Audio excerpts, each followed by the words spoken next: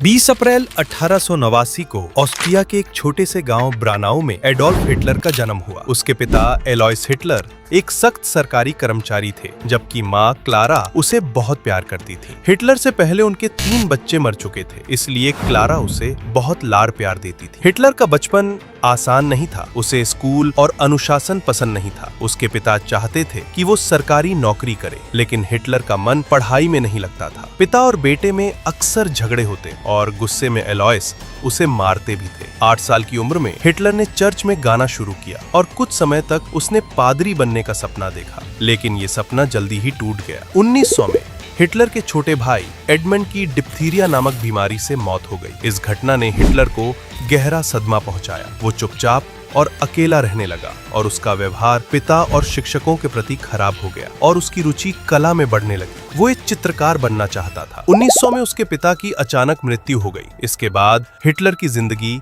और बिगड़ गई। स्कूल ने उसे खराब प्रदर्शन के कारण निकाल दिया। अब वो और उसकी माँ सरकारी पेंशन पर गुजारा करने लगे। लेकिन 1907 में उसकी माँ को ब्रेस्ट कैंसर हो गया और 21 दिसंबर 1907 को उनकी मृत्यु हो गई। माँ की मौत ने हिटलर को पूरी तरह तोड़ दिया। अब वो पूरी तरह अकेला था, बिना घर, बिना परिवार। हिटलर वियना चला गया। वहां उसने छोटे मोटे काम किए, पोस्ट कार्ड और पेंटिंग बेचकर पैसे कमाए। वो सड़कों पर भटकता और रातें आश्रय गृहों में बिताता। 1907 और 1908 में उसने वियना के आर्ट स्कूल में दाखिला लेने की कोशिश की, लेकिन दोनों बार उसे रिजेक्ट कर दिया गया। ये असफलताएं उसे और निराश कर गईं। वियना में रहते हुए हिटलर का जर्मन राष्ट्रवाद की ओर झुकाव बढ़ा। वो ऑस्ट्रिया में पैदा हुआ था, लेकिन उसका दिल जर्मनी के लिए धड़कता था। वो जर्मन इतिहास पढ़ता और राष्ट्रगान गाता। वियना में उस पर मेयर कार्ल लुएगर जैसे लोगों का प्रभाव पड़ा, जो यहूदियों के खिलाफ थे। हिटलर ने समाचार पत्र पढ़ना शुरू किया और राजनीति में दिलचस्पी लेने लगा। हालांकि उस समय तक उसे यहूदियों से कोई खास नफरत नहीं थी,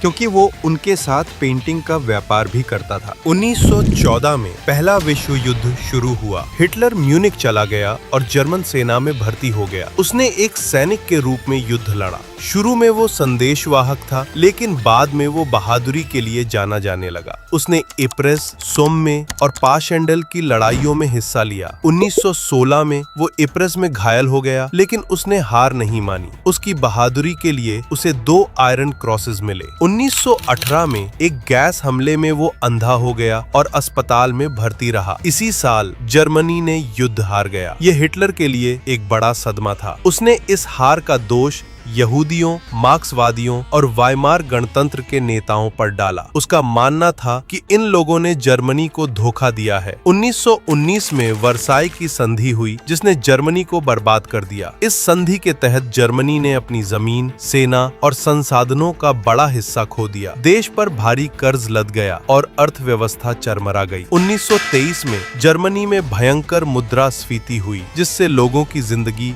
मुश्किल हो गई। 1919 में हिटलर जर्मन वर्कर्स पार्टी में शामिल हुआ। 1920 में उसने इसका नाम बदलकर नाजी पार्टी रखा। उसकी भाषण कला ने लोगों को प्रभावित किया। 1923 में उसने बवेरिया सरकार को उखाड़ फेंकने की कोशिश की, जिसे बियर हॉल पुट्च कहा जाता है, लेकिन ये कोशिश नाकाम रही और उसे जेल हो गई। जेल में उसने अपनी किताब मीन काम्फ, मेरा संघर्ष लिखी, जिसमें उसने अपनी नस्लवादी और राष्ट्रवादी विचारधारा को व्यक्त किया। 1925 में जेल से रिहा होने के बाद उसने नाजी पार्टी को मजबूत किया।